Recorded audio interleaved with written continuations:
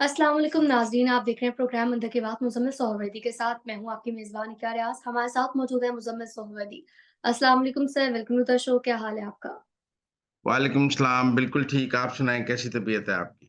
मैं ठीक हूँ, अल्लाह पाक का शुक्र है सर। सबसे पहले तो मैं आपसे आज सवाल करना चाहूँगी, जो मुज़ाकरात की बात करते हैं, पहला दौर मुज़ाकरात का ख़त्म हो चुका है। आपको क्या लगता है कि मुज़ाकरात क्या कामयाब होंगे? और फिर उसके बाद ये भी आपसे जानना चाहूँगी, मुज़ाकरात में सबसे बड़ी रुकावट क्या है? इस मुतल्लिक़ मज़ीद कहिएगा। देखें, ये जो पीटीआई और हुकूमत के दरमियान मुज़ाकरात शुरू हुए हैं, इस हवाले से 2-3 कहानी हैं। एक कहानी तो ये है कि जी एस्टेब्लिशमेंट चाहती है कि हुकूमत और पीटीआई के मुज़ाकरात हों और एस्टेब्लिशमेंट बड़ी परेशान है, पिंडी को बहुत परेशानी है। लिहाज़ा पिंडी इमरान खान से कोई सेटलमेंट चाहती है, लिहाज़ा उसने हुकूमत से कहा है कि पीटीआई से मुज़ाकरात करें। लेकिन मुज़ाकराती कमेटी तो पहले पीटीआई ने बनाई है, फिर इसका मतलब है पिंडी ने पहले पीटीआई को कहा है कि मुज़ाकरात करें और अपनी कमेटी बनाएँ, उसके बाद हुकूमत ने कमेटी बनाई है, क्योंकि पहले तो हुकूमत ने कमेटी नहीं बनाई है। पहले तो पीटीआई ने मुज़ाकरात के लिए कमेटी बनाई है और 15 दिन तक मुज़ाकरात के लिए नाक रगड़ी है, उसके बाद जाके हुकूमत ने कमेटी बनाई है 15 दिन बाद। तो फिर पहले एस्टेब्लिशमेंट ने हुकूमत को मजबूर किया है या पहले तहरीक-ए-इंसाफ को मजबूर किया है? ये एक सवाल है, क्योंकि टाइमिंग तो फिर ये है कि पहले तो एस्टेब्लिशमेंट ने तहरीक-ए-इंसाफ को मजबूर किया ना कि आप मुज़ाकरात करें। तो पहले तहरीक-ए-इंसाफ ने मुज़ाकरात प क्योंकि पहले तो तहरीक-ए-इंसाफ कहती थी कि हमने हुकूमत से मुज़ाकरात नहीं करने। तो फिर कहीं न कहीं एस्टेब्लिशमेंट ने पहले तहरीक-ए-इंसाफ को मजबूर किया ना कि आप हुकूमत के साथ मेज़ पर बैठें। तो उसके बाद हुकूमत को कहा होगा ना कि आप चूँकि तहरीक-ए-इंसाफ ने कमेटी बना दी है तो आप बैठ जाएँ। दूसरा ये है कि पिंडी बहुत परेशान है कि ट्रंप आ रहा है और ट्रंप के आने के बाद जो है वो बड़ा मसला हो जाएगा। लिहाजा ट्रंप के आने से पहले-पहले इमरान खान के साथ मामलात ठीक किए जाएँ और पिंडी की इस परेशानी की वजह से हुकूमत और पीटीआई के मुज़ाकरात हुए हैं। अगर पिंडी परेशान है और ट्रंप के आने की वजह से, तो भी पिंडी ने पहले तहरीक-ए-इंसाफ को कहा है ना कि आप कमेटी बना दें, हम बड़े परेशान हैं, तो आप ज़रा कमेटी बना दें मुज़ाकरात के लिए। तो पिंडी की परेशानी को मद्देनज़र रखते हुए तहरीक-ए-इंसाफ ने कमेटी बना दी और उस कमेटी के बाद 15 दिन तक हुकूमत इंतज़ार करती रही और चुप करके बैठी रही। हालाँकि पिंडी परेशान था, तो उसके बाद जाके उन्होंने जवाबी एक कमेटी बना दी। मैं इस थ्योरी को भी नहीं मानता। मतलब मैं अगर परेशानी होती, तो पहले हुकूमत कमेटी बनाती या पहले पीटीआई बनाती? क्योंकि पीटीआई तो फिर हुकूमत स्ट्रॉन्गर पोज़ीशन में है ना, जी। कि वो ट्रंप आ रहा है और उनको लग रहा है कि ट्रंप के आने से कुछ हो जाएगा, तो फिर पीटीआई तो स्ट्रॉन्गर पोज़ीशन में है। लेकिन यहाँ तो पहले पीटीआई कमेटी और मुज़ाकरात की दावत दे रही है और हुकूमत तो बहुत लेट रिस्पॉन्ड कर रही है। लिहाज़ा अगर हुकूमत को या एस्टेब्लिशमेंट को मुज़ाकरात की जल्दी होती, तो फिर ऐसे कैसे होता? अब अगर लोग हमें ये समझाना चाहते हैं कि पिंडी ने पहले तहरीक-ए-इंसाफ को कहा कि आप कमेटी बना दें और तहरीक-ए-इंसाफ ने पिंडी के कहने पे कमेटी बनाई और उसके बाद हुकूमत 15 दिन तक सोचती रही और पिंडी वाले 15 दिन तक हुकूमत को मनाते रहे, देखें हमने तहरीक-ए-इंसाफ से कमेटी बनवा दी है, आप ज़रा इस कमेटी को रिस्पॉन्ड कर दें। मैं ये भी नहीं मानता। तो इसलिए मुझे नहीं लगता कि इसके पीछे जिस तरह की स्टोरीज़ घड़ी जा रही हैं कि जी ये ट्रम्प के खौफ से हो रहे हैं, पिंडी बहुत परेशान है, आसिम मुनीर बहुत परेशान है, लिहाज़ा ये मुज़ाकरात हो रहे हैं। मैं ये दोनों बातें नहीं मानता। मैं ये समझता हूँ कि ये मुज़ाकरात के जो खेल तहरीक-ए-इंसाफ ने शुरू किया है, कि उन्होंने कमेटी बनाई है, खेल तो उन्होंने शुरू किया है ना।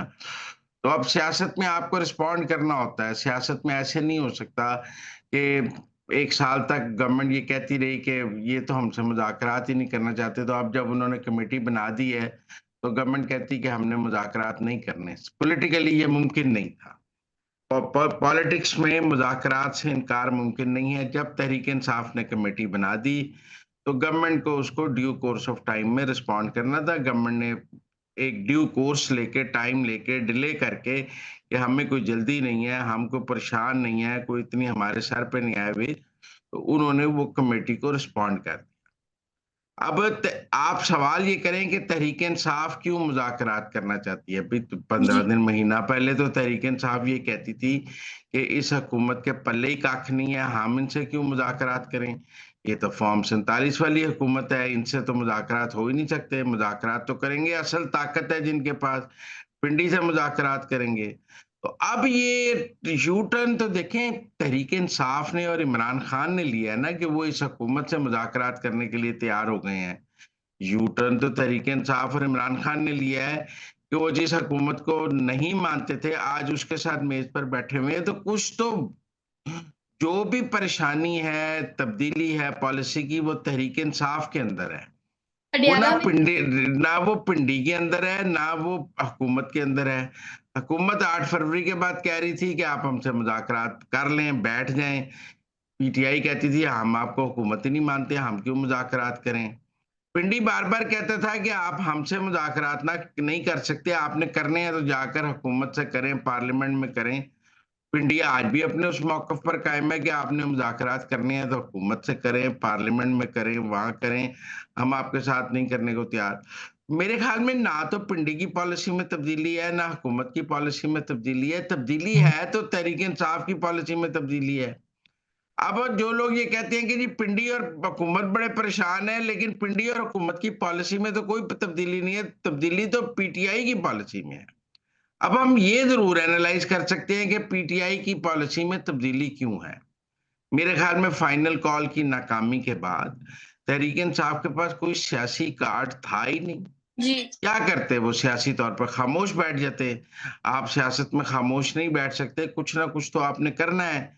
लिहाज़ा फाइनल कॉल से 1 दिन पहले तक तो आप इस हुकूमत को ख़त्म करना चाहते थे, इसको उठाकर घर फेंकना चाहते थे। खान को ज़बरदस्ती रिहा कराना चाहते थे, उसकी नाकामी के बाद अब आपने कहा अच्छा अब हम मुज़ाकरात कर लेते हैं। तो मुझे तो ये तहरीक-ए-इंसाफ का सरेंडर लगता है, उनका यू टर्न लगता है, मुझे ये और कुछ नहीं लगता। अब तहरीक-ए-इंसाफ ने ये क्यों किया? अगर हम ट्रंप को देखें तो मैं ये समझता हूँ कि तहरीक-ए-इंसाफ ने 20 जनवरी या फरवरी के फर्स्ट वीक तक वक़्त गुज़ारना है। उनको पता है कि ट्रंप सदर बनेगा, उसके बाद वो पूरी तरह चार्ज लेगा, उसके बाद ही उनका कुछ हो सकता है, अभी तो कुछ नहीं हो सकता। अभी तो रिचर्ड ग्रनेल के जाली अकाउंट से ट्वीट ही हो सकते हैं जिनका जिनका जिनके ऊपर जिनका हुकूमत पाकिस्तान कोई असर नहीं ले रही बल्कि मज़ाक उड़ा रही है। जिनका हुँ। पाकिस्तान के हुकूमती हलके मज़ाक उड़ा रहे हैं, कुछ संजीदगी से नहीं ले रहा रिचर्ड ग्रनेल के ट्वीट्स को। कोई उसको गे कह रहा है, कोई उसको कह रहा है जाली अकाउंट है, कोई कुछ है, तो उन ट्वीट्स को कोई सीरियसली नहीं ले रहा। तो इनका ख़्याल है कि ट्रंप के सदर बनने के बाद जब पूरी तरह हुकूमत ट्रंप की आ जाए, तो उसके बाद ही हमारा कुछ हो सकता है, तो आपने फरवरी तक टाइम गुज़ारना है। तो फरवरी तक क्या किया जाए? फरवरी तक मुज़ाकरात किए जाएँ। मैं समझता हूँ कि फरवरी तक मुज़ाकरात खेलेगी तहरीक-ए-इंसाफ, उसके बाद यकदम एक नई कॉल दे देगी क्योंकि इनको फिर लाशें चाहिए होंगी। फिर ये पाकिस्तान में हालात ख़राब करेंगे ताकि अमरीकी इंटरवेंशन को जवाज़ बनाया जा सके और पाकिस्तान में हालात ख़राब किए जा सकें ताकि अमरीकी इंतज़ामिया को इंटरवीन करने का, कोई यहाँ पे मुदाखलत करने का मौका मिल सके। ये उस लिए फरवरी तक का टाइम गुज़ारने के लिए इमरान खान ने मुज़ाकरात का एक ड्रामा रचाया कि चलें जी मुज़ाकरात खेलते हैं और ऐसी शर्तें रखते हैं जो पूरी नहीं होंगी। अब आज देखें ना आप 15 दिन से तहरीक-ए-इंसाफ ने कमेटी बनाई हुई है मुज़ाकरात की। आज उसका पहला इजलास हुआ है और ये चार्टर ऑफ डिमांड लेके ही नहीं गए। ये आप 15 दिन से आपने जब भी आप मुज़ाकरात के लिए जाते हैं, आप अपना चार्टर ऑफ डिमांड लेकर जाते हैं। आप जी। आज चार्टर ऑफ डिमांड नहीं लेके गए और आपने 10 दिन का वक़्त ले लिया कि अच्छा हम 10 दिन बाद चार्टर ऑफ डिमांड दे देंगे। इसका मतलब है तहरीक-ए-इंसाफ को भी कोई मुज़ाकरात की फौरी जल्दी नहीं है कि हल सीरियस हो जाएँ। उन्होंने फरवरी तक का वक़्त गुज़ारना है। उनको पता है कि हमने फरवरी तक मुज़ाकरात खेलने हैं, लिहाज़ा 10 दिन का वक़्त भी मिल जाए तो कोई ऐसी बात नहीं है। उनको पता है कि उन्होंने सिविल नाफ़रमानी की अपील दे दी हुई है। अगर रेमिटेंसेस गिर गईं तो फिर वो जनवरी में कुछ और तरह बात करेंगे, अगर रेमिटेंसेस ना गिरी तो फिर क्या? क्योंकि आपने कॉल तो दे दी हुई है। अब कोई आपने मेरा मतलब है डंडे से रेमिटेंसेस तो कम नहीं करनी है। अगर कोई तहरीक-ए-इंसाफ के हामी ओवरसीज़ हैं, तो उन तक इमरान खान की कॉल पहुँच गई है कि रेमिटेंसेस ना भेजें। कोई इमरान खान ने ये थोड़ी कहा है कि ज़रूर भेजें। तो मेरे ख़्याल में तहरीक-ए-इंसाफ वक़्त गेन करना चाहती है और फरवरी में पाकिस्तान में दोबारा तमाशा लगेगा। अब जहाँ तक चार्टर ऑफ डिमांड की बात है, क्या चार्टर ऑफ डिमांड हो सकता है? वो कहेंगे कि जी इमरान खान को रिहा करें। हुकूमत कहेगी हमारे पास इमरान खान को रिहा करने का कोई इख्तियार नहीं, ये इख्तियार तो पाकिस्तान की अदालतों के पास है, आप जाके अदालतों से ज़मानत ले लें। ज़्यादा से ज़्यादा कोई फ़ेवर जो हुकूमत दे सकती है, वो ये दे सकती है कि उन्हें अडयाला से बनीगाला शिफ्ट करके बनीगाला को सब जेल करार दे दे। इससे ज़्यादा हुकूमत का इख्तियार ही नहीं है। हुकूमत के पास ऐसे किसी कैदी को रिहा करने का इख्तियार नहीं है, जिसका मुकदमा अदालत में ज़ेर समाअत है। और जो मुकदमात अदालत में ज़ेर समाअत हैं, वो ख़त्म करने का इख्तियार भी हुकूमत के पास नहीं है। परवेज़ मुशर्रफ ने ये इख्तियार इस्तेमाल किया था, तो अदालतों ने उस इख्तियार को ख़त्म कर दिया था, जिसे हम एनआरओ कहते हैं। तो अगर आज सुबह हुकूमत इमरान खान के और पीटीआई के लोगों पर जो दर्ज मुकदमात हैं, वो ख़त्म कर दें, तो क्या अदालतें वो मुकदमात हुकूमत के एग्ज़ेक्टिव ऑर्डर के बाद ख़त्म कर देंगी? नहीं, अदालतें उन मुकदमात को बाकायदा ट्रायल के ज़रिए ख़त्म करेंगी। बगैर ट्रायल के कैसे खत्म कर सकती हैं? लिहाजा मुझे नहीं लगता कि कोई ऐसा चार्टर ऑफ डिमांड पॉसिबल है। अब जहाँ तक आप 9 मई और 26 नवंबर के जुडिशियल कमीशन की बात कर रहे हैं। 9 मई का जुडिशियल कमीशन तो इसलिए मुमकिन नहीं है क्योंकि उसके चालान अदालतों में पेश हो गए हैं। जब एक दफ़ा तफ्तीश मुकम्मल हो जाए तो दोबारा चालान जो है वो नई अदालत में पेश किया जा सकता। अब तो अदालत में ट्रायल होना है। पीटीआई के पास अगर कोई फ़ॉल्स फ्लैग ऑपरेशन के सबूत है, तो उस ट्रायल में पेश करते कि ये फ़ॉल्स फ्लैग ऑपरेशन था। जो सबूत उन्होंने जुडिशियल कमीशन में पेश करने हैं, वो ट्रायल में पेश कर दें। लिहाज़ा मुझे 9 मई का जुडिशियल कमीशन बिल्कुल मुमकिन नज़र नहीं आता। 26 नवंबर के हवाले से ये है कि उस हवाले से हुकूमत के पास भी बहुत सबूत हैं कि फायरिंग पहले पीटीआई ने की है। और मुझे लगता है कि 26 नवंबर पर पीटीआई पर फायरिंग का कोई कमीशन बन सकता है, जिसमें ये साबित किया जा सके कि पीटीआई ने फायरिंग की है। लेकिन अब देखिए ना पीटीआई तो कहती है कि मंसूर अली शाह और मुनीब अख्तर पे कमीशन बना दें। तो मंसूर अली शाह और मुनीब अख्तर का कमीशन कौन मानेगा? और उन लिहाजा किसका कमीशन होगा और कौन किसका कमीशन मानेगा? मंसूर अली शाह और मुनीब अख्तर का कमीशन हुकूमत को कबूल नहीं है, हुकूमत जो कमीशन बनाएगी वो पीटीआई को कबूल नहीं, लिहाजा मुझे वो कमीशन भी बनता हुआ नज़र नहीं आता। लेकिन बहरहाल, ये जो मुज़ाकरात का खेल है, ये पीटीआई ने शुरू किया है, हुकूमत ने इसको रिस्पॉन्ड किया है, बहुत डिले से रिस्पॉन्ड किया है। फिर बहुत सारे लोगों का ये ख़्याल है कि हुकूमत ने जो कमेटी बनाई है, वो इतनी सब जमातों पर मुश्तमिल है, इतनी बड़ी कमेटी में तो कुछ तय हो ही नहीं सकता। कहीं एमकेएम नहीं मानेगी, कहीं अलीम खान नहीं मानेगा, कहीं सालिक नहीं मानेगा, कहीं पीपल्स पार्टी नहीं मानेगी, कहीं नून नहीं मानेगी। वो ज़्यादा आसान तो ये था कि पीटीआई और नून लीग के मुज़ाकरात हो जाते। लेकिन जी। हुकूमत का मौक़िफ़ है कि वो हुकूमत से मुज़ाकरात करना चाहते हैं, नून लीग से तो मुज़ाकरात नहीं करना चाहते। और और हुकूमत हुकूमत में सब सियासी जमातें मौजूद हैं, लिहाज़ा सब पे कमेटी बना दी है। अब हुकूमत का चार्टर ऑफ डिमांड क्या आएगा? हुकूमत कहेगी हमारे साथ चार्टर ऑफ इकोनॉमी कर लें, कि पाकिस्तान की मईशत को कोई सियासी जमात नुकसान नहीं पहुँचाएगी, कोई पाकिस्तान के आईएमएफ के बाहर धरना नहीं देगी, जो पाकिस्तान की स्ट्रैटेजिक इकोनॉमी है, उसको नुकसान नहीं पहुँचाया जाएगा। क्या तहरीक-ए-इंसाफ ऐसा कोई मुआहदा कर सकती है कि पाकिस्तान की मईशत को नुकसान नहीं पहुँचाया जाएगा? अगर वो ये मुआहदा कर लें, तो उनकी सियासत ही खत्म हो जाती है, उनकी सियासत तो पाकिस्तान को नुकसान पहुँचाना ही है। हुकूमत कहेगी आइए चार्टर ऑफ डेमोक्रेसी कर लें, कि कोई इस्लामाबाद पर चढ़ाई नहीं करेगा, कोई हुकूमत को जत्था सियासत से उठा के घर नहीं भेजेगा, एक सूबा जो है दूसरे सूबे पर हमला नहीं करेगा। क्या पीटीआई को ये कबूल है? मुझे नहीं नहीं। लगता पीटीआई को ये कबूल है। तो लिहाज़ा मैं पहले दिन से ये इस बात पर हूँ कि ये जो मुज़ाकरात हैं, ये सिर्फ़ पीटीआई टाइम किल कर रही है कि ट्रंप आ जाए। अब हुकूमत पाकिस्तान की भी ट्रंप के आने के हवाले से मुकम्मल तैयारी मौजूद है। मेरी बहुत ही हुकूमती ज़िम्मेदारान से बात हुई है, उनका ख़्याल है कि एक कॉल आ सकती है। ऐसा नहीं है कि एक कॉल नहीं आएगी, लेकिन वो कॉल किसकी होगी? उनका ख़्याल हुकूमती हलकों की असेसमेंट ये है कि डोनाल्ड ट्रंप कभी भी इमरान खान के लिए कॉल नहीं करेंगे, सेक्रेटरी ऑफ स्टेट नहीं करेंगे। उन सबका ख़्याल है कि वाइस प्रेज़िडेंट वेंस जो हैं, वो कॉल कर सकते हैं क्योंकि उन पर पाकिस्तानियों ने बहुत पैसा लगाया है और वाइस प्रेज़िडेंट का अमरीकी हुकूमत में एक रेलू कट्टे जैसा ओहदा है कि वो प्रेज़िडेंट के होते हुए उसके पास कोई इख्तियार नहीं है। वो एक कॉल करेंगे जिसको पाकिस्तान सुन लेगा और उसके बाद फॉलो अप कॉल नहीं होगी।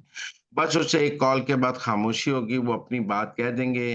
वो पाकिस्तानी डायस्पोरा को मुतमिन करेंगे कि हमने कॉल की है और पाकिस्तान उस कॉल के जवाब में कहेगा कि हम कोई बात नहीं कर रहे, हमने कहा है कि ये पाकिस्तान की अदालतें फैसला करेंगी। तो लिहाजा पाकिस्तान की डिप्लोमेटिकली बहुत तैयारी है कि ट्रंप आएगा और अगर वो इस किस्म की कोई बात करते हैं, तो उसके नतीजे में पाकिस्तान ने कैसे रिस्पॉन्ड करना है।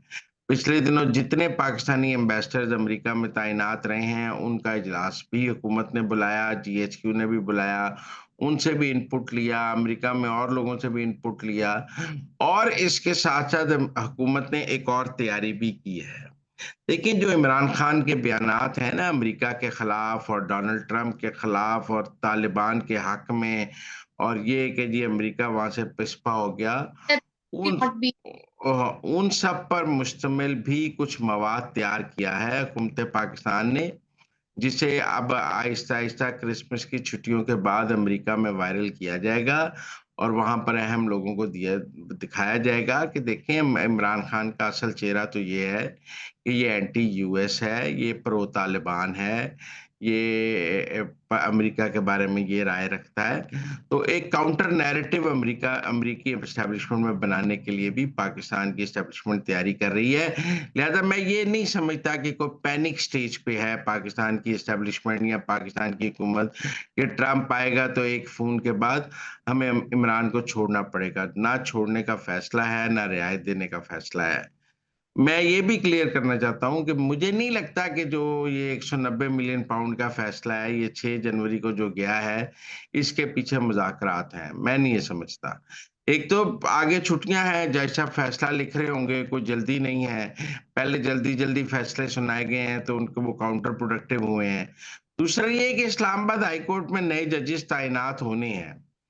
हुँ। 7 नए जजेस और जो इस्लामाबाद हाई कोर्ट के 6 जजेस हैं, उनके बारे में हुकूमत, एस्टेब्लिशमेंट सबकी राय है कि वो प्रो इमरान जजेस हैं और उन्होंने अब तक इमरान खान को जो भी सज़ाएँ हुई हैं, उन्होंने कलअदम कर दी हैं और वो कोई भी सज़ा सस्टेन नहीं करने देते। लिहाजा हुकूमत और एस्टेब्लिशमेंट भी इंतज़ार में होगी कि नए जजेस तैनात हो जाएँ, तब 190 मिलियन पाउंड की जो अपील है वो इस्लामाबाद हाई कोर्ट पहुँचे। लिहाजा ये डिले हुकूमत को सूट करता है, इसका मुज़ाकरात से कोई ताल्लुक नहीं है। आप नए जजेस की तैनाती को देखें तो आपको इस डिले की समझ आ जाएगी। सर, अब आगे बढ़ेंगे। जिस तरह से हमने अमेरिका को लेकर, मुज़ाकरात को लेकर, ट्रंप की कॉल को लेकर बात की है, तो ईयू की जानिब से सर एक ख़त लिखा गया और इस बयान पर पीटीआई की जानिब से सोशल मीडिया पर काफ़ी तूफ़ानी बदतमीज़ी बरपा है, या आप उसको कह लें कि वो उसके दिफ़ा में ट्वीट्स कर रही हैं और कहा जा रहा है कि ईयू ने ये जो ख़त लिखा है कि जो 25 मुल्ज़िमान हैं जिनका मिलिट्री ट्रायल हुआ है, तो पीटीआई ने भी कहा था कि हम इसके खिलाफ इसको चैलेंज करेंगे। तो इस मुतालिक आप क्या कहना पसंद करेंगे? पहली बात तो ये है कि पीटीआई के अपने दौर में भी मिलिट्री ट्रायल्स होते रहे हैं। जी। लेकिन मैं ये समझता हूँ कि हुकूमत का जो ईयू का मौक़िफ़ है, ये स्टैंडर्ड मौक़िफ़ है। उन्होंने ख़त लिखा है, ख़त लिखने से ख़त जो है, जो सबसे वीक तरीका है आपका एक्सप्रेस करने का। हुँ। आप बात समझें। मुझे जी। नहीं लगता कि इस ख़त के नतीजे में कोई आप समझें कि वो हम कहेंगे कि पाकिस्तान का जीएसपी प्लस ख़त्म हो रहा है या ये हो रहा है। मुझे लगता है कि ये ख़त ज़रूर आया है, लेकिन इसके नतीजे में कोई यूरोपियन यूनियन के जीएसपी प्लस ख़त्म होने का मुझे कोई तासुर नहीं मिलता। इन लोगों की आगे पाकिस्तान एक्सप्लेन कर देगा कि आगे इनकी जो अपीलें हैं, वो सिविल अदालतों में चलनी हैं। ये हाई कोर्ट्स में इनकी अपीलें आएँगी, वहाँ ये सुनी जाएँगी और हमारा तरीक़ाकार बिल्कुल शफ़ाफ़ है। लिहाज़ा मुझे कोई ये खतरे वाली बात नहीं लगती इस खत से। ये रूटीन की बात है, वो लिखते रहते हैं खत और इस तरह के खतों के जवाब भी डिप्लोमैटिकली दिए जाते हैं। सर, आगे बढ़ेंगे और अब बात करेंगे सदर आसिफ अली ज़रदारी और वज़ीर-ए-आज़म शहबाज शरीफ के माबैन जो मुलाकात हुई है, वहाँ पर दीगर अहम सियासी ओहदेदारान भी शामिल थे, जैसा कि गवर्नर केपी फैसल, करीम तुर्नेलवी और दीगर और भी नून लीग की क़यादत भी वहाँ पर मौजूद थी। तो इस मुतालिक आप क्या कहेंगे? इसका अहवाल क्या है? देखिए, टेक्निकली तो हुकूमत के खिलाफ जो पीपल्स पार्टी में से महाज बनाया था, वो बिलावल ने बनाया था। जी। और बिलावल भुट्टो ने कहा कि हम खुश नहीं हैं, हम सीईसी में लेके जाएंगे। और एक जो महाज खड़ा किया था पीपल्स पार्टी की तरफ से, वो बिलावल ने किया था और फिर कमेटी बनाई थी और उस कमेटी के इजलास भी हुए। लेकिन मेरे ख्याल में एस्टेब्लिशमेंट ने इंटरवीन किया है और आसिफ जरदारी साहब को कहा है कि पीपल्स पार्टी को ऐसे नहीं करना चाहिए और पीपल्स पार्टी हुकूमत को अदम इस्तेहकाम का शिकार ना करे। और हुँ, अगर तो होता तो बिलावल और शहबाज शरीफ की मुलाकात होती।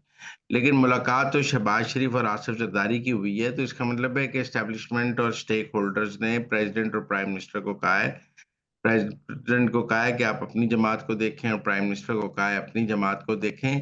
तो मुझे लगता है कि हुँ, चीजें सेटल हुई हैं।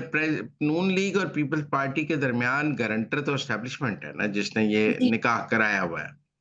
तो गारंटर अभी अपनी जगह मौजूद है और गारंटर इस निज़ाम का भी गारंटर है।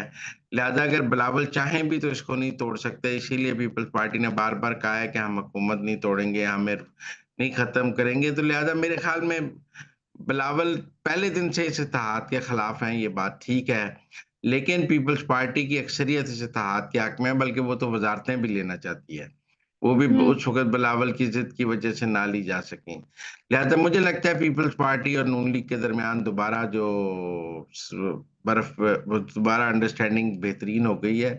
प्राइम मिनिस्टर और प्रेसिडेंट की मुलाकात के बाद जो वो तूफ़ान था कि पीपल्स पार्टी नाराज़ है, वो काफ़ी हद तक ख़त्म हो गया है। पंजाब की हद तक तनाज़ा ज़रूर मौजूद है और वो तनाज़ा रहेगा, वो उसका ना पीपल्स पार्टी के पास हल है, ना नून लीग के पास हल है।